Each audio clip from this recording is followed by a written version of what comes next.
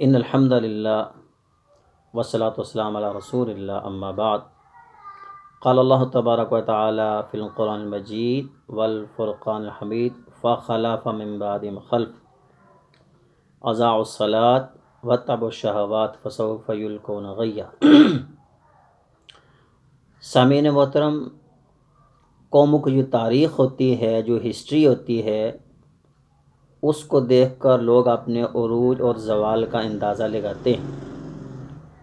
اسلام کی تاریخ اتنی درخشاں ہے، اتنی عظیم ہے کہ اس جیسی تاریخ نہ دنیا میں کسی قوم کی ہوئی اور نہ قیامت تک ہوگی۔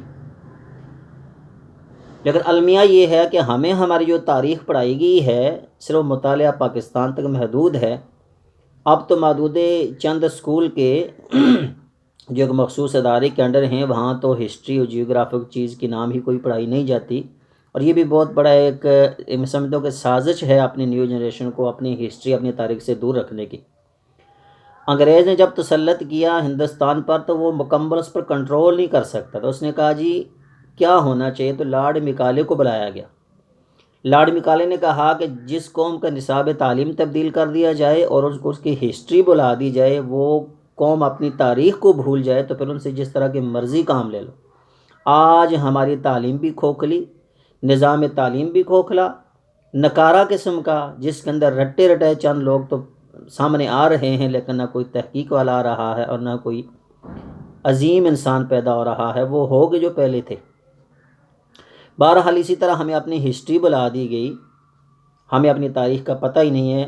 ہمیں جو تاریخ پڑھائی جاتی ہے یا جو لکھائی جاتی ہے نصاب میں، کورسز میں، بنو امیہ بنو عباس کی لڑائیاں جھگڑے بتائے جاتے ہیں، حالانکہ اگر دیکھا جائے تو بنو امیہ بنو عباس کو یہ مسلم اور غیر مسلم کی لڑائیاں نہیں تھیں، تائے چاچے کے لوگ تھے، رشتہ دار تھے، رشتہ داریاں تھیں۔ یہ علیحدہ بات ہے کہ ہمیں صرف انہی چیزوں میں الجھا کر رکھا گیا اور ہمیں ہماری صحیح تاریخ بتائی نہیں۔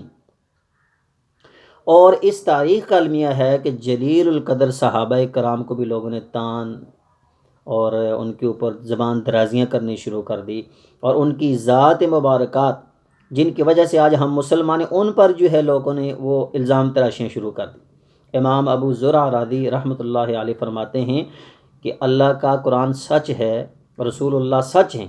اب نہ ہم نے رسول اللہ کا دیکھا، نہ اللہ کا قرآن اترتے دیکھا۔ اللہ کے رسول کو بھی صحابہ کرام نے دیکھا، قرآن کو اترتے بھی صحابہ کرام نے دیکھا۔ یہ لوگ صحابہ کرام کی شان میں گستاخی کر کے یہ اور کچھ نہیں کر رہے، بلکہ یہ ہم سے ہمارے گواہ، جو ہمارے گواہ ہیں، ان کے بارے میں ہمارے ذہنوں کو خراب کرنے کی کوشش کرنا چاہتے ہیں، اور ہمارے ذہن ان کے بارے میں خراب کر رہے ہیں۔ لہذا یہ لوگ لعنت کے مستحق ہیں جو ان عظیم ہستیوں کے بارے میں ہمارے ذہنوں کو مسموم کر رہے ہیں۔ محترمہ، صحابہ کرام وہ ہیں کہ جن کا نصاب کتاب اللہ، جن کا مدرسہ بیت اللہ، جن کے استاد رسول اللہ، جن کے امتحان لینے والے خود اللہ، اولئک الذین امتحن اللہ قلوبہم، کہ ان لوگوں کے دلوں کا اللہ نے امتحان لیا، اور رزلٹ کیا نکلا؟ رضی اللہ۔ ہمارا ایمان ہے کہ ابوبکر صدیق سے لے کر فتح مکہ کے بعد جب تک میرے حضور اس دنیا میں زندہ رہے، آخر تک مسلمان ہونے والے صحابی جنتی ہیں، جنتی ہیں اور جنتی ہیں۔ اور جو ان کے بارے میں یہ عقیدہ نہیں رکھتا، قرآن و سنت کی روشنی میں اس کا اسلام اور مسلمانوں کے ساتھ کوئی تعلق نہیں ہے۔ تاریخ اسلام کے حوالے سے خلیفہ بلا فصل ابوبکر صدیق رضی اللہ تعالیٰ عنہ کے حوالے سے 2-3 منٹ گفتگو ہوگی۔ آپ کا نام جو ہے عبداللہ تھا، آپ کے والد کا نام عثمان تھا، ابو قحافہ کنیت تھی۔ آپ کی والدہ کا نام جو ہے وہ سلمہ بنت صخر تھا، ام الخیر ان کی کنیت تھی۔ 4 آپ کی بیویاں تھیں، 3 آپ کے بیٹے تھے اور 3 بیٹیاں تھیں۔ ایک بیٹی نبی صلی اللہ علیہ وسلم کی زوجہ محترمہ اماں جی عائشہ صدیقہ رضی اللہ تعالی عنہا تھی۔ ایک حضرت اسماء تھی رضی اللہ تعالی عنہا، جو نبی صلی اللہ علیہ وسلم کو کھانا پہنچانے کے لیے جو غلام جاتا تھا، جنہوں نے اپنے کپڑے کو 2 حصے جو ہے وہ کر کے کھانا باندھ کر دیا تھا، وہ حضرت اسماء رضی اللہ تعالی عنہا تھی۔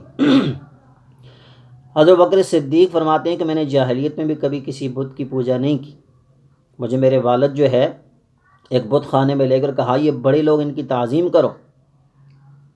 میں ایک بت کے پاس گیا، میں نے کہا مجھے بھوک لگی ہے، کھانا کھلاؤ، کوئی رسپانس نہیں۔ دوسرے کو میں نے کہا میرے پاس کپڑے نہیں، مجھے کپڑے پہناؤ، کوئی رسپانس نہیں۔ میں نے لات ماری اور منہ کے بل گر پڑا، اور میں وہاں سے گھر چلا آیا۔ اسی لیے میرے حضور نے کہا تھا کہ خیارکم فی الاسلام خیارکم فی الجاہلیہ، تمہارے اندر جو اسلام میں اس وقت سب سے بہترین انسان ہے وہ جاہلیت میں بھی بہترین انسان تھے، بکر صدیق تھے رضی اللہ تعالیٰ عنہ۔ نبی صلی اللہ علیہ وسلم کے ساتھ ان کی کتنی محبت تھی۔ اللہ فرماتے ہیں کہ لوگ اگر تم میرے محبوب کی حمایت نہیں کرو گے، ساتھ نہیں چلو گے، اللہ اس بندے کے ذریعے میرے محبوب کی رہنمائی، میرے محبوب کا ساتھ معیت اور مدد فرمائیں گے۔ جب دو وہ تھے، تیسرا کوئی تھا ہی نہیں، وہ غار میں تھے، اس وقت میرے محبوب کے ساتھ چلے، اب تمہاری کیا ضرورت ہے ان کو۔ اور نبی کریم سے محبت کا یہ انداز تھا کہ اپنے گھر کا سارا سامان اٹھا کر لے آئے۔ کہا جی کہ حضور گھر میں صرف آپ کی محبت چھوڑ کر آئے ہوں، اللہ اور اس کے رسول کی محبت ہے، سامان آپ پر قربان۔ میرے حضور نے ایک دن اعلان کیا، کون بندہ جس نے آج روزہ رکھا؟ بکر صدیق نے کہا حضور میں۔ کس نے جنازہ پڑھا؟ حضور میں۔ کس نے کسی بیمار کی تیمارداری کی؟ کہا حضور میں۔ کس نے کسی مسکین کو کھانا کھلایا؟ فرمایا حضور میں۔ میرے حضور نے فرمایا بکر جنت کے 8 دروازے ہیں، ہر بندے کو ایک ایک دروازے سے بلایا جائے گا، بکر تو واحد آدمی ہے کہ جنت کے 8 دروازوں سے آواز آئے گی بکر ہم میں سے داخل ہو جاؤ۔ اسی لیے بکر صدیق فرمایا کرتے، عمر فاروق فرمایا کرتے تھے کہ ابو بکر صدیق کا ایمان اور ساری دنیا کا ایمان اگر تولا جائے، ایک پلڑے میں ابو بکر صدیق کا ایمان ہو، ایک پلڑے میں ساری کائنات کا ایمان ہو، جو ابو بکر صدیق کا جو ایمان ہے ساری کائنات سے باری ہوگا۔ اور فرماتے ابو بکر ایک رات کی نیکیاں، جس رات وہ نبی صلی اللہ علیہ وسلم کے ساتھ غار میں رہے، عمر فرماتے اگر وہ ایک رات کی نیکیاں ابو بکر مجھے دے دیں، میری ساری زندگی کی نیکیاں لے لیں، ایک رات کی نیکیاں ہی مجھے جنت میں لے جانے کے لیے کافی۔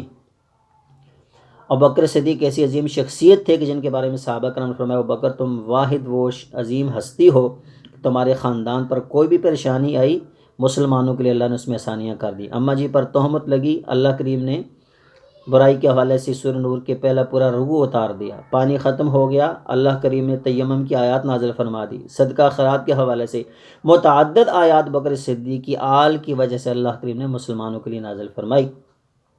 نبی صلی اللہ علیہ وسلم نے اپنی حیات مبارک کے آخری دنوں میں فرمایا مرو ابا بکر فلیصلی بالناس، ابو بکر کو حکم دو وہ لوگوں کو نماز پڑھائے۔ یعنی آپ نے اپنی زندگی میں یہ بتا دیا کہ سب سے افضل ابو بکر صدیق ہیں۔ ایک عورت نے پوچھا حضور میں آپ سے مسئلہ پوچھ رہی ہوں، اگر آئندہ سال میں یہاں آؤں تو میں آپ نہ ہو تو پھر میں کس سے پوچھ؟ فرمایا ابو بکر صدیق ان سے پوچھ لینا۔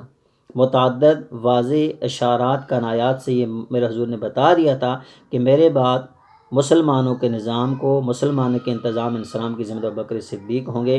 آج جو ہمارے بھائی ان عظیم صحابہ کرام پر طعن و تشنیع کرتے ہیں، ان کو کھلے دل سے قرآن و سنت کا مطالعہ کرنا چاہیے، صحابہ کرام کی زندگیوں کو پڑھنا چاہیے۔ اللہ کریم ہمیں خلفائے راشدین کی سنتوں پر عمل کرنے، ان کے طریقوں پر چلنے کی توفیق عطا فرمائے۔ السلام علیکم ورحمۃ اللہ وبرکاتہ۔